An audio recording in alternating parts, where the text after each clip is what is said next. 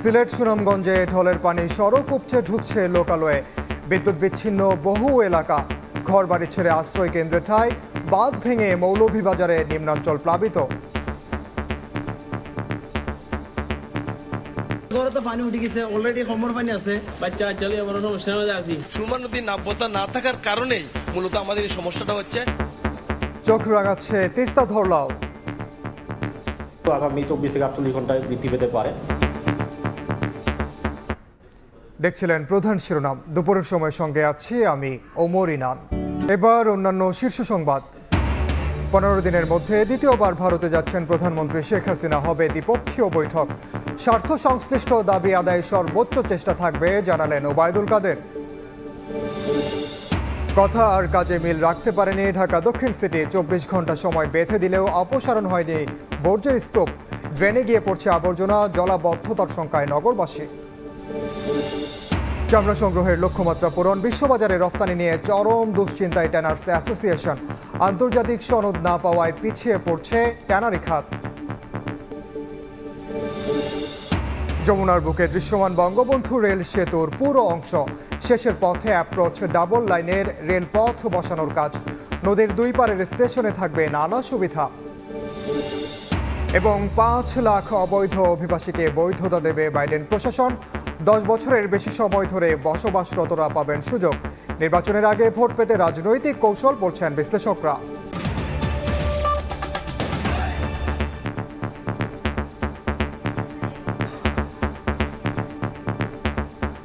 উজানের ঢলে বিপর্যস্ত সিলেট সুনামগঞ্জে চোখ রাঙাচ্ছে বৃষ্টি। ভোর থেকে চলা বর্ষণে হাওর এলাকায় হু হু করে ঢুকছে পানি। ভাটির এই জনপদের একদিকে পানি কমছে তো অন্যদিকে বাড়ছে। এতে পানিবন্দী লাখ লাখ মানুষ। সুনামগঞ্জের বেশিরভাগ অভ্যন্তরীণ সড়ক যোগাযোগ বিচ্ছিন্ন। ঝুঁকি এড়াতে অনেকেই ছুটছেন আশ্রয় কেন্দ্রে।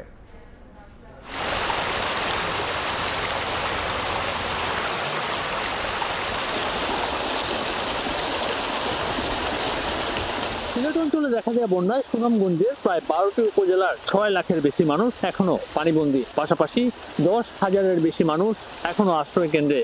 তারা প্রায় 500-টিরও বেশি আশ্রয় কেন্দ্রে জেলা প্রশাসনের পক্ষ থেকে দেয়া যে খাবার, সেই খাবার তারা নিচ্ছেন, যদিও তাদের দাবি এটি অনেকটাই অপ্রতুল। পাশাপাশি আসার খবর হচ্ছে যে সুনামগঞ্জে এই মুহূর্তে সুরমা নদীর পানি কিছুটা কমেছে, যদিও আসলে বিপদসীমার উপর দিয়ে এখনো প্রবাহিত হচ্ছে সুরমা সহ এর শাখা নদীগুলোর পানি। পাশাপাশি আমার ডান পাশে যে হাওর রয়েছে, সেই হাওরে কিন্তু এই মুহূর্তে পানি বৃদ্ধি পাচ্ছে এবং হাওরে পানি বৃদ্ধি পাওয়ায় নিকটবর্তী যে গ্রামগুলো রয়েছে সেই গ্রামগুলোতে নতুন গ্রাম প্লাবিত হচ্ছে। যদিও যেসব গ্রামে গতকালই পানি ছিল সেখানে বেড়েছে আরো এই পানির ভোগান্তি। সুনামগঞ্জে যেসব ব্যবসা বাণিজ্যের ক্ষতি, সেই ব্যবসা বাণিজ্যের ক্ষতি প্রসঙ্গে জানাবেন আমাদের সহকর্মী হিমাদ্রি শেখর ভদ্র। আমিনুল, সুনামগঞ্জের শহরের বন্যা পরিস্থিতি ক্রমশ খারাপের দিকে যাচ্ছে। শহরের হাজিপাড়া নতুনপাড়া এলাকায়, এই এলাকাতে সকাল 7টার দিকে অনেকটা পানি মুক্ত ছিল বা বন্যা মুক্ত ছিল, কিন্তু এই কয়েক ঘন্টার মধ্যে অর্থাৎ 3 থেকে 4 ঘন্টার মধ্যে এখানে কোমর পানি বিরাজ করছে এবং লোকজন আমরা দেখেছি যে নিচতলার এবং নিচু এলাকার লোকজন আশ্রয় কেন্দ্রে চলে গেছেন এবং আশ্রয় কেন্দ্রে যাওয়ার লাইনে এখনও দীর্ঘ হচ্ছে। আমরা দেখেছি এই হাজিপাড়া সড়কের প্রধান সড়কটি দিয়ে নৌকা চলাচল করতে এবং নৌকায় অনেকজনকে পার হতে এবং নৌকা দিয়ে আশ্রয় কেন্দ্রে যেতে। আমরা কথা বলেছিলাম এখানকার লোকজনের সাথে, তারা জানিয়েছেন যে নদীর পানি উপচে হাওরে প্রবেশ করায় এই সমস্ত এলাকা প্লাবিত হচ্ছে এবং এই পানির পরিমাণ ক্রমশ বেড়েই যাচ্ছে। আমরা সিলেটের বন্যা পরিস্থিতির খবর জানতে এখন চলে যাচ্ছি সহকর্মী ইকরামুল কবিরের কাছে। হিমাদ্রি, সুনামগঞ্জের মতো সিলেটও মারাত্মক প্রাকৃতিক দুর্যোগের মধ্যে ডুবে আছে। সিলেটের 13টি উপজেলার প্রত্যেকটি উপজেলায় কম বেশি পানি প্রবেশ করেছে। 3 দিন ধরে সিলেটের 5 শতাধিক মানুষ পানিবন্দী অবস্থায় আছেন। উজানি ঢল আর অতিবৃষ্টিতে সুরমা, কুশিয়ারা, সারি ও সারিগাং নদীর পানি 6টি পয়েন্টে বিপদসীমার উপর দিয়ে প্রবাহিত হচ্ছে। এতে সীমান্তবর্তী 5 উপজেলা সহ সিলেটের 13 উপজেলা ও সিটি কর্পোরেশন এলাকার 42 ওয়ার্ডের মানুষ কম বেশি পানিবন্দী হয়ে পড়েছেন। পাহাড়ি ঢল আর অবিরাম বর্ষণে জনদুর্ভোগের পাশাপাশি বিরাট অঙ্কের ক্ষতির মধ্যে পড়েছে পর্যটন খাত। এই খাতে শত কোটি টাকার উপরে লোকসান হবে বলে মনে করছেন সংশ্লিষ্টরা। বাসার মাঝে কোমর পানি, এবার রানতে পারি না, খাইতে পারি না, এখন ঠিক বাড়ি ঘরে যাইতাছি আমরা। শুনছি যে 22-এর চেয়েও খারাপ হবে, আরো 10 দিন নাকি বৃষ্টি হচ্ছে বা সম্ভাবনা আছে হবার। আমাদের সিলেটের যে সুরমা নদীর নাব্যতা না থাকার কারণেই মূলত আমাদের এই সমস্যাটা হচ্ছে। কোনোভাবে থামছেই না পাহাড়ি ঢল আর অবিরাম বৃষ্টি, এর ফলে জনদুর্ভোগ আরো বেড়ে যাচ্ছে। শাহজালাল উপশহর থেকে ইকরামুল কবির, সময় সংবাদ, সিলেট। এই মুহূর্তে সিলেটের গোয়াইনঘাটে আছেন সহকর্মী ইকরামুল কবির এবং সুনামগঞ্জের মৌচাক এলাকায় আছেন আমিনুল ইসলাম। প্রথমে যাচ্ছি ইকরামের কাছে। ইকরাম, আমি এই মুহূর্তে আছি গোয়াইনঘাট উপজেলা, সিলেট গোয়াইনঘাট সড়ক যেটি আছে আমার পিছনে। এই সড়কটি সড়ক না নদী ঠিক বোঝা যাচ্ছে না। এই সড়কের উপর দিয়ে এখন নৌকা চলছে। এই যে আমার ডাইনে যে নৌকাগুলো আছে সেই নৌকাগুলো এই সড়কের উপর দিয়ে চলাচলের জন্য একমাত্র এলাকাবাসীর বাহন হয়ে গেছে। আমি দেখাতে যাচ্ছি এখানে অনেক নৌকা এখানে অপেক্ষা করছে এবং যাত্রীরা যারা এই গোয়াইনঘাট উপজেলার বিভিন্ন গ্রামে বা বিভিন্ন বাসা বাড়ি থেকে এখানে শহরে আসবে বা টাউনে যাবে, সেই শালটিকর থেকে গোয়াইনঘাট পর্যন্ত সড়কটি একেবারে পানিতে তলিয়ে গেছে। এই অবস্থা শুধুমাত্র এইবারই নতুন নয়, এই বছরে আরেকবার হয়েছে, এই মাসে আরেকবার হয়েছে। 29 তারিখে এই পাহাড়ি ঢলে এই সড়কটি একবার বিচ্ছিন্ন হয়ে গিয়েছিল। আবার কিছুদিন পর ঠিক হওয়ার পরে আবার ঈদের দিন থেকে এই সড়কটির উপর দিয়ে পানি উঠে যায় এবং যার কারণে সড়ক যোগাযোগ সম্পূর্ণ বিচ্ছিন্ন হয়ে যায়। এবং এই বারবার বৃষ্টি হচ্ছে, বারবার সড়ক বিচ্ছিন্ন হচ্ছে এবং বৃষ্টি অব্যাহত রয়েছে। এবং বৃষ্টি কিন্তু আমরা দেখতে পাচ্ছি এখনো কিন্তু অব্যাহত রয়েছে। ভারী বৃষ্টি, অতি বৃষ্টি চলছে সিলেটের উপর দিয়ে। তবে এটি সুখের কথা হচ্ছে, আসার কথা হচ্ছে গিয়ে উজান বা ভারতের চেরাপুঞ্জিতে বৃষ্টির পরিমাণ কিছুটা কমে গেছে এবং এ কারণেই এখানকার যে বৃষ্টিপাত বা এখানকার যে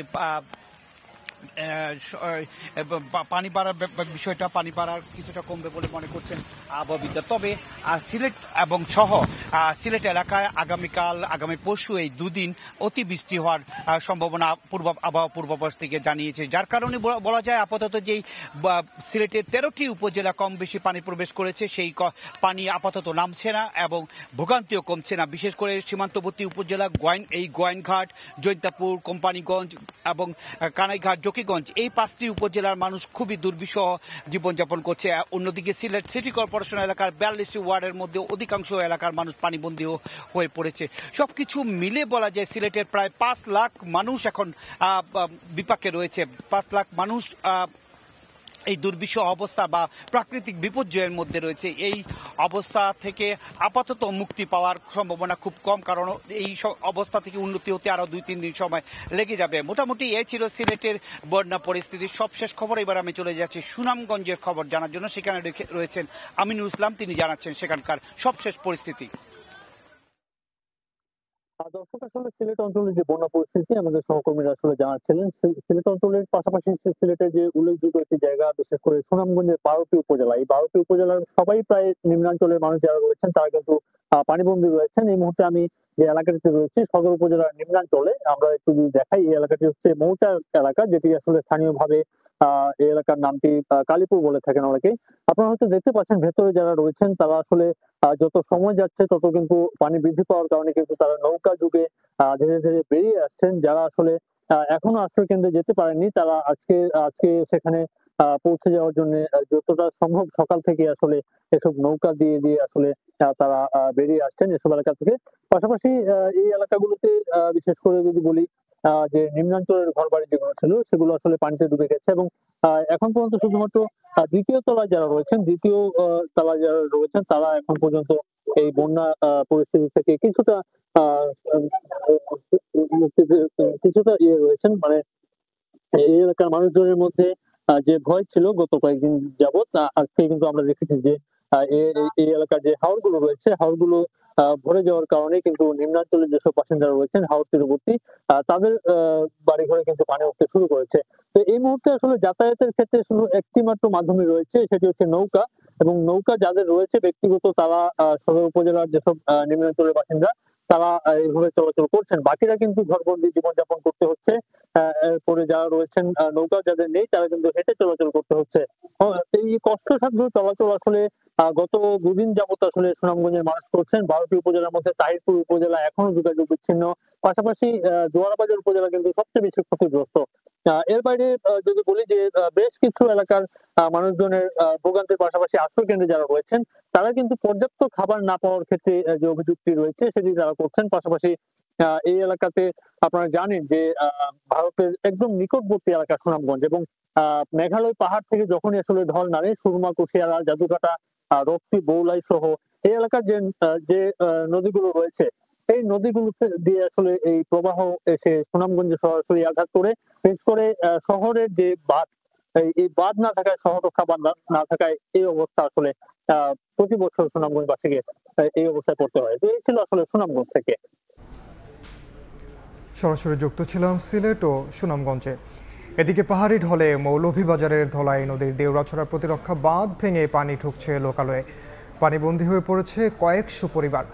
অন্যদিকে নেত্রকোনার দুর্গাপুরের সোমেশ্বরী পানি উপচে নিম্নাঞ্চল প্লাবিত হয়েছে। উজানের ঢল ও ভারী বৃষ্টিতে বাড়ছে তিস্তার পানিও। বাঁধ ভেঙে প্রবল গতিতে ছুটছে পানি। মৌলভীবাজারে দেওয়াছড়া প্রতিরক্ষা বাঁধ ভেঙে পানি ঢুকেছে লোকালয়ে। রহিমপুর ইউনিয়নের বেশ কয়েকটি গ্রাম প্লাবিত হয়েছে, পানিবন্দী হয়ে পড়েছে কয়েকশো পরিবার। 9টা থেকে 10টার ভিতর পর্যন্ত পানি ছোটা আরম্ভ হয়েছে। রহিমপুর ইউনিয়নের আওতাধীন এই গ্রামগুলা ডুবে আছে। চলাফেরা মানুষের জন্য অনেক কষ্টদায়ক ওই জারের মাঝে।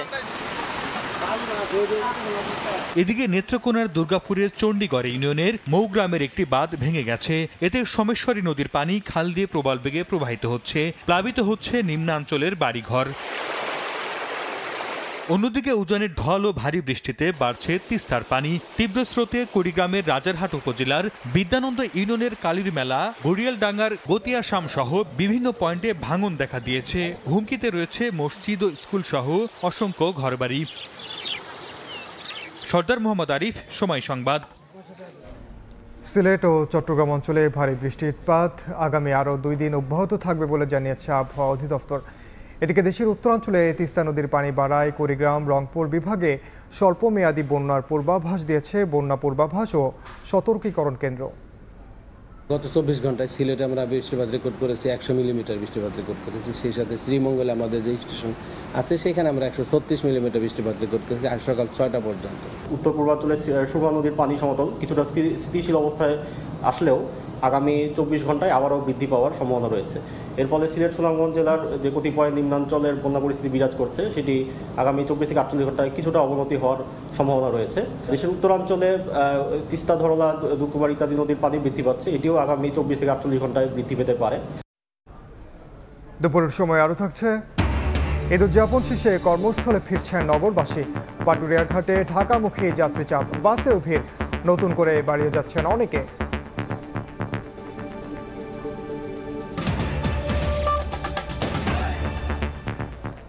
পনেরো দিনের মধ্যে দ্বিতীয়বার ভারত সফরে যাচ্ছেন প্রধানমন্ত্রী শেখ হাসিনা। নরেন্দ্র মোদীর সঙ্গে হবে দ্বিপক্ষীয় বৈঠক। দেশের স্বার্থ সংশ্লিষ্ট দাবি আদায়ে সর্বোচ্চ গুরুত্ব দেওয়া হবে বলে জানিয়েছেন আওয়ামী লীগের সাধারণ সম্পাদক ওবায়দুল কাদের। তিস্তা সমস্যা সমাধানে পশ্চিমবঙ্গ সরকারের সমর্থন আদায়ের বিষয়টিও সেদেশের কেন্দ্রীয় সরকারের দায়িত্ব বলে মন্তব্য করেন তিনি। 2 সপ্তাহেরও কম সময়ের ব্যবধানে প্রতিবেশী ভারতের আমন্ত্রণে দ্বিপক্ষীয় সফরে দিল্লি যাচ্ছেন প্রধানমন্ত্রী শেখ হাসিনা। একই মাসে 2 প্রধানমন্ত্রীর পৌনঃপৌনিক বৈঠককে নজিরবিহীন ঘটনা হিসেবেই দেখা হচ্ছে বিভিন্ন মহল থেকে। 2 দেশেই নতুন করে ক্ষমতায় এসেছে বিজেপি, আওয়ামী লীগ। আগামী দিনে ঠিক কিভাবে নিকটতম প্রতিবেশীদ্বয় সম্পর্ক উন্নয়ন সহ অমীমাংসিত দাবি দেওয়ার নিষ্পত্তি করবে সেই ইস্যুই ঘুরে ফিরে আলোচনায়। ঈদের ছুটির পর সচিবালয়ে অফিসের প্রথম দিনেই ওবায়দুল কাদেরের কাছে সাংবাদিকদের প্রশ্ন, কি হতে যাচ্ছে মোদি হাসিনার বৈঠকে। আমি কি করে বলবো কোন কোন বিষয় আসবে, এটা প্রধানমন্ত্রী বাইলেটারাল ডিসকাশন করবেন। আমাদের আউটস্ট্যান্ডিং প্রবলেমগুলোর ব্যাপারে আলাপ আলোচনা চলছে, অগ্রগতি হলেই তো আমরা খুশি। তবে ঢাকা দিল্লির সম্পর্কের কাঁটা হিসেবে ঝুলে থাকা তিস্তার জলবন্টন ইস্যুর সুরাহা এখনো বহুদূর তা স্পষ্ট হয় সেতুমন্ত্রীর বক্তব্যে। তিস্তা তারা তাদের রাজ্য সরকারকে এ ব্যাপারে হাসূচক অবস্থানে নিয়ে আসবে, এটা তো সেন্ট্রাল গভর্নমেন্ট ফেডারেল গভর্নমেন্টের কাজ, ভারতের। দেখা যাক কি হয়। সীমান্তে মিয়ানমারের সাম্প্রতিক কার্যকলাপের বিষয়ে সরকারের ভাবনা কি জানতে চাইলে কাদের বলেন, কারো প্ররোচনায় পা রাখবে না সরকার। আমরা যুদ্ধে জড়াবো না, এটা আমাদের দেশের জনগণও চায় না। এখন ফখরুল সাহেব যদি যুদ্ধে জড়াতে চান তাহলে প্রভোকেশনের ফাঁদে আমরা পড়তে পারি। তারা যদি আক্রমণে আসে তো আমরা কি বসে থাকবো? আমরা বসে বসে আঙুল চুষবো? সার্বভৌমত্বের ধাক্কা সামাল দিতে প্রয়োজনীয় ব্যবস্থা নিতে কোনো কার্পণ্য করবে না সরকার, সাফ জানান ওবায়দুল কাদের। সার্বভৌমত্ব চলে গেলে আমাদেরই ব্যথা লাগবে বেশি। প্রশ্ন আশিস, সময় সংবাদ, ঢাকা। কথা আর কাজে মিল রাখতে পারেনি ঢাকা দক্ষিণ সিটি কর্পোরেশন। ঘোষণা ছিল 24 ঘন্টার মধ্যে অপসারণ করা হবে কোরবানির বর্জ্য, কিন্তু এখনও দক্ষিণ সিটির অনেক এলাকায় বর্জ্যের স্তূপ পড়ে আছে। যদিও মঙ্গলবার রাতে সিটি কর্পোরেশন দাবি করে দক্ষিণের 75টি ওয়ার্ডের শতভাগ বর্জ্য সরিয়ে ফেলেছে তারা।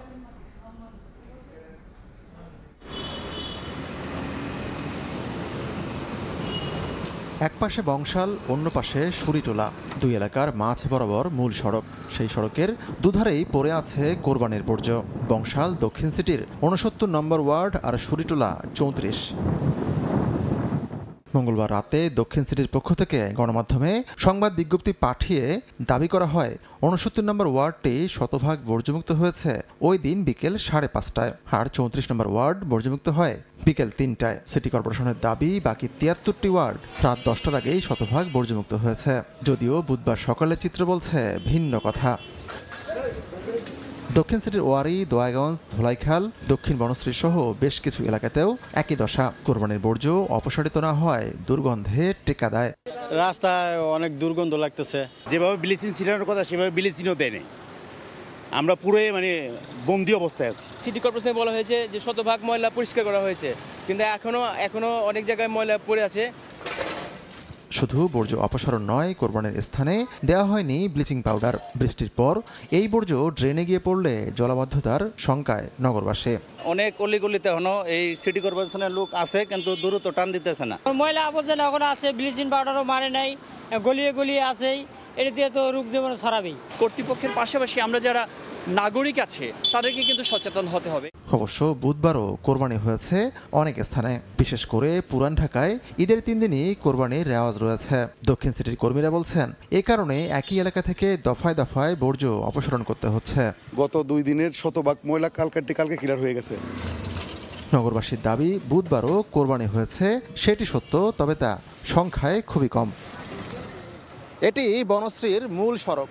এই সড়কের অন্তত হাফ কিলোমিটার এলাকা জুড়ে এভাবেই রাখা হয়েছে কোরবানির বর্জ্য, এবং এই বর্জ্যের 10 হাত নিচেই রামপুরা খাল, অর্থাৎ বৃষ্টি হলেই এই বর্জ্য গিয়ে পড়বে রামপুরা খালে। যদিও দুপুর 1টা পর্যন্ত কোনো পরিচ্ছন্নতা নজরে আসেনি এই এলাকায়। আতিকুর রহমান তামাল, সময় সংবাদ, ঢাকা। ঈদের ছুটি শেষে রাজধানীতে ফিরতে শুরু করেছেন কর্মজীবী মানুষ। ভিড় ছিল সড়ক, রেল ও নৌপথে। এদিকে যারা কাজের তাগিদে ঈদে বাড়ি যেতে পারেননি তারা অনেকেই এখন ছুটছেন বাড়ির পানে। দায়িত্বের কাছে হার মেনেছে আবেগ, ভালোবাসা। ঈদের আমেজ না কাটতেই এক বুক আক্ষেপ নিয়ে এবার কর্মস্থলে ফেরার পালা। ঈদের মাত্র একদিন পরই খুলেছে সরকারি বেসরকারি প্রায় সব প্রতিষ্ঠান। বুধবার সকাল থেকেই রাজধানীমুখী মানুষের ভিড় ছিল কমলাপুর রেল স্টেশনে। যাত্রী বোঝাই প্রতিটি ট্রেন থেকে নেমে প্রায় সবারই গন্তব্য ছিল কর্মস্থল। পরিবার ছেড়ে তো আসতে ইচ্ছে করে না, তারপরে কর্মস্থলে প্রয়োজনে আসতে হয়। পরিবার ছেড়ে তো চলে আসতে হয়, সেটা হলো যে চাকরি করলে তো আসতেই হবে। সড়কের চিত্র কিছুটা ভিন্ন। গাবতলী, সায়দাবাদ, মহাখালী সহ সব বাস টার্মিনালেই যাত্রী চাপ ছিল তুলনামূলক কম। অফিস খোলায় পরিবার ছেড়ে অনেকে একাই ফিরেছেন রাজধানীতে। 3 দিনের জন্য ঈদের ছুটি পাইলাম, বাড়িতে গেলাম, আবার কষ্ট হইতেছে, ফ্যামিলিকে ছেড়ে চলে আসলাম ঢাকায়। ঢাকায় কর্ম করি তো পরিবারের জন্যই, পরিবারের দিক চিন্তা করে আমরা ঢাকা চলে আসি। এদিকে যারা কাজের তাগিদে ইট পাথরের শহরেই উদযাপন করেছেন ঈদ, তাদের কেউ কেউ এখন ছুটেছেন বাড়ির পানে। ভিড় করছেন বাস টার্মিনাল, রেল স্টেশন কিংবা সদর ঘাটে। ঈদের পর যাইতেছে কাজ বাস আসিল, যাইতে দেব না, এখন না গেলে পরে ছুটি পাব না। ভোরে পাটুরিয়া দৌলদিয়া ঘাটে ছিল যাত্রী চাপ। বলছেন পরিবারের সঙ্গে ঈদ কাটিয়ে এবার নির্বিঘ্নেই ঢাকায় ফিরতে পেরেছেন তারা। ধ্রুব ব্যানার্জি, সময় সংবাদ, ঢাকা। দুপুরের সময় আরও থাকছে অ্যান্টিগা সুপার 8-এ অস্ট্রেলিয়ার বিপক্ষে ম্যাচ সামনে রেখে ফ্লাড লাইটে ফিল্ডিং অনুশীলন বাংলাদেশের। ছিলেন না শান্ত ও সাকিব। ফিটনেসে বাড়তি গুরুত্ব লিটনের।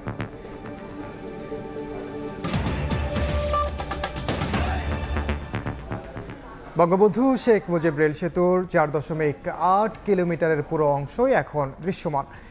সেতুর মূল কাঠামো নির্মাণের পাশাপাশি শেষের পথে নদীর দুই পারের অ্যাপ্রোচ ডবল লাইনের রেল পথ বসানোর কাজ।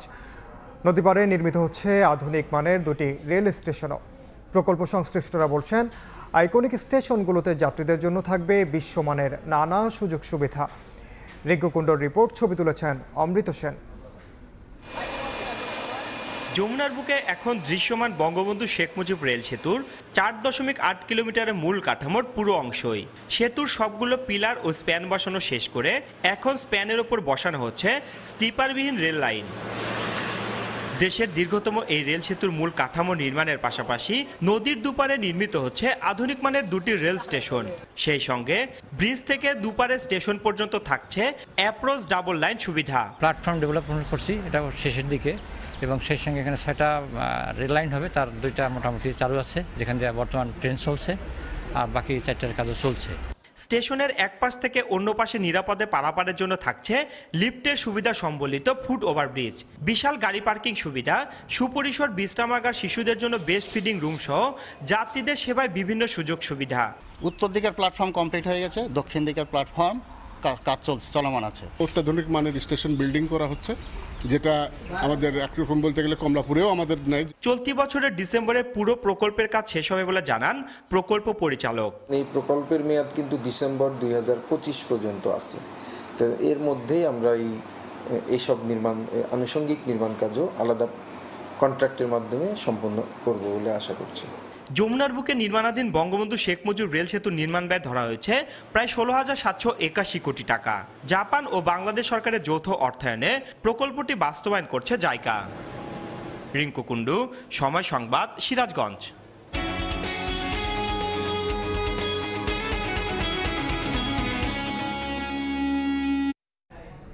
চামড়া সংগ্রহ এবার লক্ষ্যমাত্রা ছুঁয়েছে। তবে বিশ্ববাজারে বিক্রি নিয়ে শঙ্কিত বাংলাদেশ ট্যানার্স অ্যাসোসিয়েশন বিটিএ। তাদের দাবি, LWG সনদ না থাকায় চামড়া শিল্পের অগ্রগতি হচ্ছে না। এ অবস্থায় বিদেশে দুর্বল হয়ে পড়ছে দেশের চামড়া খাত। ধানমন্ডিতে সংবাদ সম্মেলনে চামড়া সংগ্রহের হিসাব দিতে এসে শিল্পের প্রধান সমস্যা কমপ্লায়েন্স নিয়েই দুশ্চিন্তাগ্রস্ত দেখা গেল বিটিএ সভাপতিকে। তার দাবি, আন্তর্জাতিক লেদার ওয়ার্কিং গ্রুপ বা LWG সনদ অর্জন ও CTP পুরোপুরি প্রস্তুত না হওয়ায় বিশ্ববাজারে দিনকে দিন পিছিয়ে পড়ছে চামড়া খাত।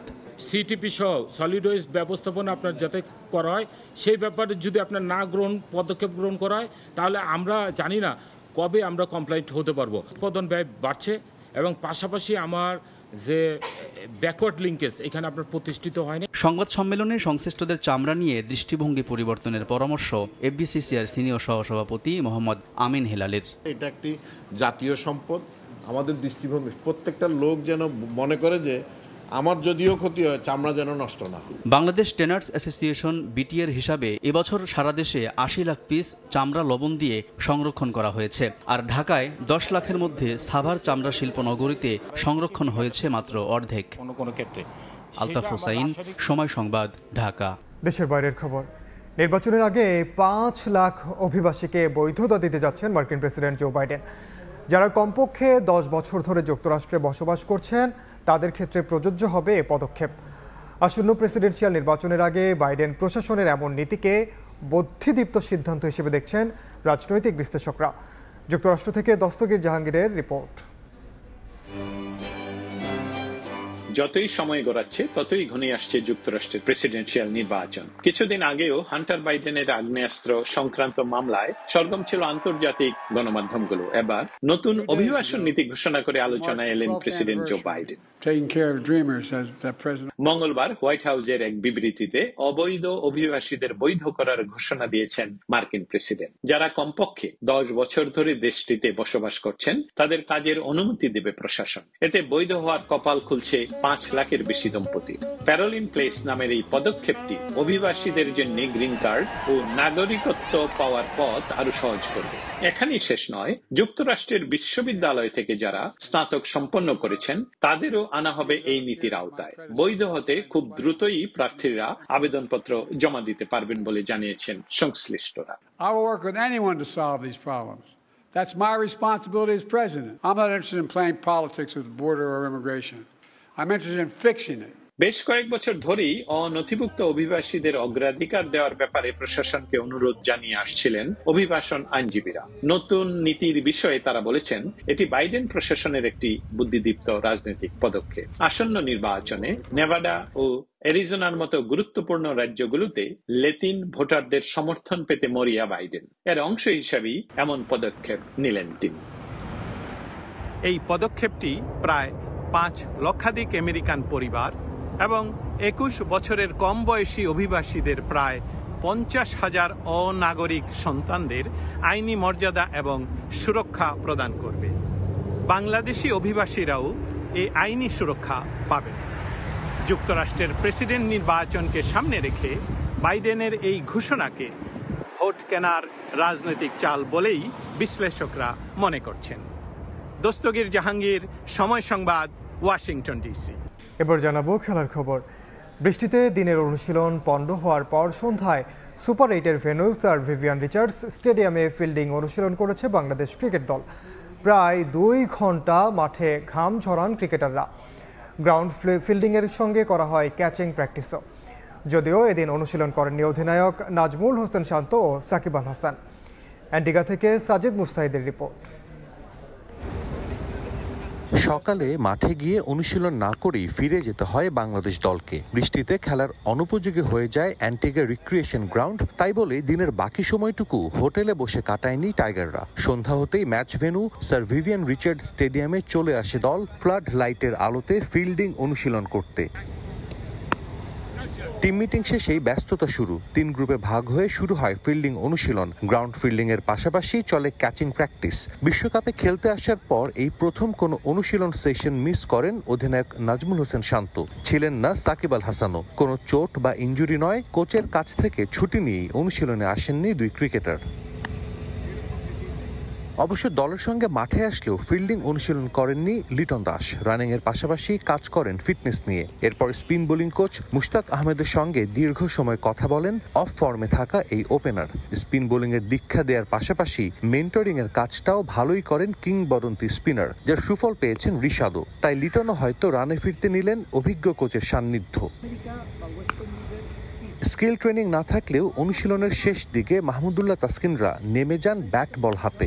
অস্ট্রেলিয়ার মুখোমুখি হওয়ার আগে ম্যাচ ভেন্যুতে আর অনুশীলনের সুযোগ নেই, তাই কাজে লাগান এই সময়টা। অজিদের বিপক্ষে জিততে হলে বড় স্কোরের বিকল্প নেই। মাহমুদুল্লাহ বেশ কিছুটা সময় পাওয়ার হিটিং এর প্র্যাকটিস করেন। বাউন্ডারিটা কত বড় সেটার একটা ধারণাও পেয়ে যান সাইলেন্ট কিলার। অস্ট্রেলিয়া ম্যাচে নিশ্চয়ই হাঁকাতে চাইবেন এমন কিছু বড় ছক্কা।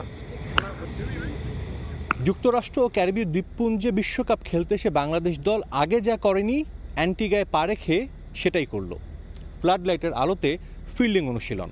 সেন্ট ভিনসেন্টের নেপালের বিপক্ষে সবশেষ ম্যাচে এই ফ্লাড লাইটের আলোতেই ফিল্ডিং করতে কিছুটা সমস্যায় ভুগতে হয়েছিল বাংলাদেশ দলকে। হয়েছিল বেশ কিছু মিসফিল্ডিংও। তবে অস্ট্রেলিয়ার বিপক্ষে সেই ভুল করতে চায় না বাংলাদেশ, কারণ এই বিশ্বকাপে একটা রানও অনেক বেশি দামি, যা নেপালের চেয়ে ভালো হয়তো আর কেউ জানে না। স্যার ভিভিয়ান রিচার্ড স্টেডিয়াম থেকে সাজিদ মুস্তাহিদ, সময় সংবাদ, অ্যান্টিগা। এ পর্যায়ে শীর্ষ সংবাদগুলো জানিয়ে দিচ্ছি আরেকবার।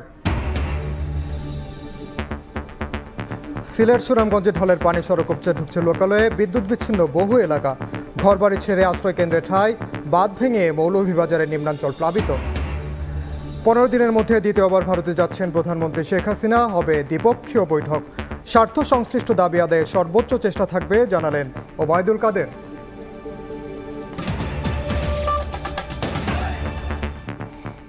এই ছিল দুপুরের সময়। এরপর বিভাগীয় সময়ের সঙ্গে থাকবেন সহকর্মী মার্জিয়া শ্রেয়া। ধন্যবাদ ইনান। বিভাগীয় সময়ের নানা খবর নিয়ে ফিরছি কিছুক্ষণ পর, সঙ্গেই থাকুন সময়ের।